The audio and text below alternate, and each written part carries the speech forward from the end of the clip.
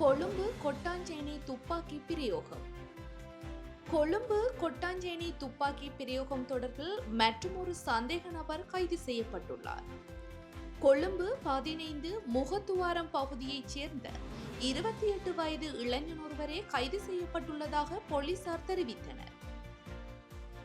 கொட்டாஞ்சேனையில் நடாத்தப்பட்ட துப்பாக்கி பிரயோகத்திற்கு துப்பாக்கி மற்றும் ரவைகளை குறித்த சந்தேக நபரை துப்பாக்கிதாரியிடம் வழங்கியுள்ளமை விசாரணைகளில் தெரிய வந்துள்ளது. அத்துடன் கடந்த பிப்ரவரி மாதம் 10ஆம் திகதி கொட்டாஞ்சேனையில் நடாத்தப்பட்ட துப்பாக்கி பிரயோகத்திற்கும் நேற்று கைது செய்யப்பட்ட சந்தேக நபரே துப்பாக்கி வழங்கியுள்ளமை கண்டறியப்பட்டுள்ளது.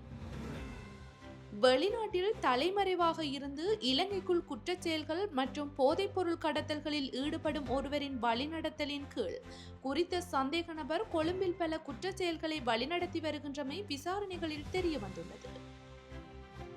கொழும்பு கொட்டாஞ்சேனையில் கடந்த 21ஆம் திகதி மோட்டார் சைக்கிளில் பயணித்த இருவரால் கடைக்குள் இருந்த ஒருவர் சுட்டுக் கொல்லப்பட்டார்.